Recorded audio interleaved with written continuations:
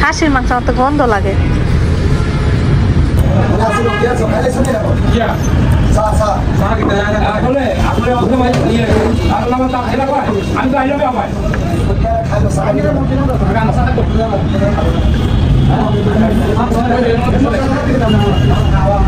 Hello everyone, আসসালামু আলাইকুম। Welcome to my YouTube channel. আশা করছি সবাই ভালো আছেন। থাম্বনেল দেখে অবশ্যই সবাই বুঝতে পারছেন যে আমি আজকের ভিডিওতে কি আপনাদের সাথে শেয়ার করব। তার আগে দেখেন, এর আগের ভিডিওতে অলরেডি আপনারা দেখে ফেলেছেন আমি আসলে সাপ্তাহিক বাজার থেকে কত কিছু কেনাকাটা করছি। দেখেন একদম হাঁড়ি পাতিল থেকে দৌড়ে, আর আমার কোলে একটা ব্যাগ আছে, অনেক বিশাল বড় একটা ব্যাগ। এই ব্যাগ ভর্তি হচ্ছে শুধু কাপড় চোপড়, মানে এত এত কেনাকাটা করছি বলার মতো না। অনেক কিছু কেনাকাটা করছি, কি কি কেনাকাটা করছি সেগুলো পরে হচ্ছে আপনাদেরকে দেখাবো যদি দেখতে চান। আচ্ছা যাই হোক, এখন হচ্ছে আমাদের বাড়ি যাওয়ার পালা, কারণ ঢাকা শহরে আসছি। এয়ারপোর্টের কাজ শেষ করলাম, মার্কেটের কাজ শেষ করলাম, এখন হচ্ছে বাসায় যাব।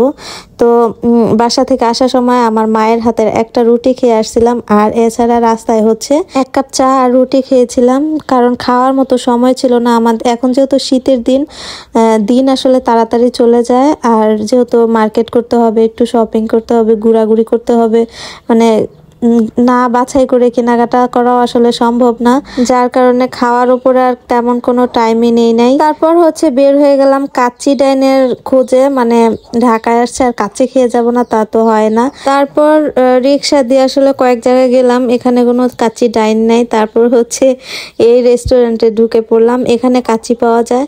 আসলে আমার এর আগে কখনো কাচ্চি ডাইনের কাচ্চি খাওয়া হয় নাই, তো আমি আসলে কাচ্চি ডাইনের কাচ্চি আসলে কতটা মজা ওইটা আসলে আমি জানি না। তো এই দোকানের কাচ্চিটা খেয়ে, মানে এই রেস্টুরেন্টের কাচ্চিটা খেয়ে আমার কাছে এত ভালো লাগছে বলার মতো না। আমার খাওয়া দেখলে আসলে আপনারা বুঝতে পারবেন। ঢাকায় তো আমার আসলে জন্ম, ঢাকা শহরে আগে ছিলাম কিন্তু কাচ্চিটা আসলে আগে এত একটা ফেমাস ছিল না, আর আমার কখনো আসলে কাচ্চি খাওয়া হয় নাই। বিশেষ করে কাচ্চি ডাইনের কাচ্চি আমি এর আগে 2-3 বার হচ্ছে বাসায় নিজে রান্না করে খাইছিলাম কাচ্চি, কিন্তু কাচ্চি ডাইনে গিয়া কখনো কাচ্চি খাওয়া হয় নাই। যাই হোক, আমাদের কুমিল্লাতে হচ্ছে একটা কাচ্চি ডাইনের শাখা আছে, দেখা যাক ইনশাল্লাহ একদিন ওইখানে গিয়ে অবশ্যই খাবো আর আপনাদের সাথেও শেয়ার করব। তো এখানে হচ্ছে কাচ্চি নিলাম আর খাওয়া শুরু করে দিছে। এখন দেখবেন হচ্ছে আমার খাওয়া আসলে এত টেস্ট হয়েছিল, আসলে বুঝতেছি না কাচ্চিটা অনেক মজা ছিল নাকি আমি অনেক ক্ষুধার্ত ছিলাম, কারণ প্রায় 3টার মতো বাজে, 3টা বাজে, আমরা এখনো কোনো কিছু খাইনি, যেহেতু কেনাকাটা করায় অনেক ব্যস্ত ছিলাম। তো যাই হোক, এখন হচ্ছে কাচ্চিটা খাই, তারপর হচ্ছে আপনাদের সাথে বাকি কথা হবে। আমার খাওয়ার স্পিড দেখে আপনারা কেউ আবার কিছু মনে করেন না, আমি আসলে এভাবেই খাই, ওরকম মানে ক্যামেরার সামনে বলে যে আমার একেবারে আস্তে আস্তে খেতে হবে ওরকম কোনো কিছু না। আমি আসলে খাই আসলে এরকম ভাবেই, এক কথায় আমার খাওয়ার স্টাইলই আসলে এরকম। যারা হচ্ছে আমার সামনাসামনি দেখছেন তারা জানেন। আর ইদানিং হচ্ছে আমার খাবারের মানে যেটাই খাই, বিশেষ করে বিরিয়ানি টিরানি খাইলে আমার কাঁচামরিচ না হলে আর ভালো লাগে না, মানে কাঁচামরিচ লাগবেই। তো যাই হোক, এখন হচ্ছে খাওয়া দাওয়া করি, চলেন।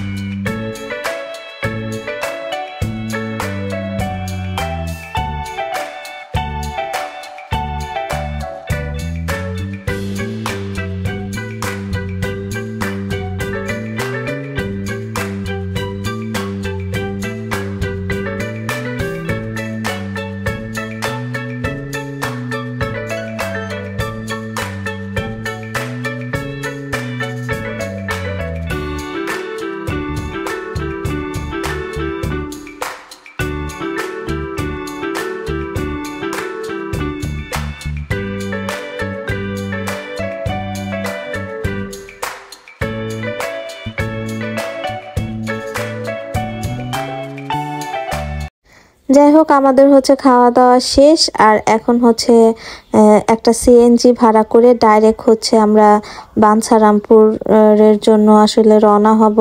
কারণ ইয়ামিন তানহা ওরা হচ্ছে বাসায়, ওদেরকে রাইখে আসছি। একটু টেনশনও হচ্ছিল, যদি আমার মার কাছে থাকলে আমার কোনো টেনশনই লাগে না। আর আমার ছেলে মেয়ে দুইটাই হচ্ছে ওর নানির অনেক ভক্ত, নানি থাকলেই চলে, আর কিছু লাগে না। তো এখন হচ্ছে আমরা রওনা দিয়ে ফেলবো। আর খাবারটা খুবই খুবই মজা হয়েছিল, কাচ্চিটা অনেক ভালো লাগছে। খাওয়া দাওয়া শেষ করে তারপর হচ্ছে যে কথা সেই কাজ, একটা সিএনজি ভাড়া করে নিলাম। আর এখন হচ্ছে ঢাকা শহরকে টাটা আর বাই বাই দিয়ে আমরা হচ্ছে আমাদের গ্রামে চলে যাচ্ছি। তো আবার কবে আসা হবে জানি না, সবাই হচ্ছে আমাদের জন্য দোয়া রাখবেন।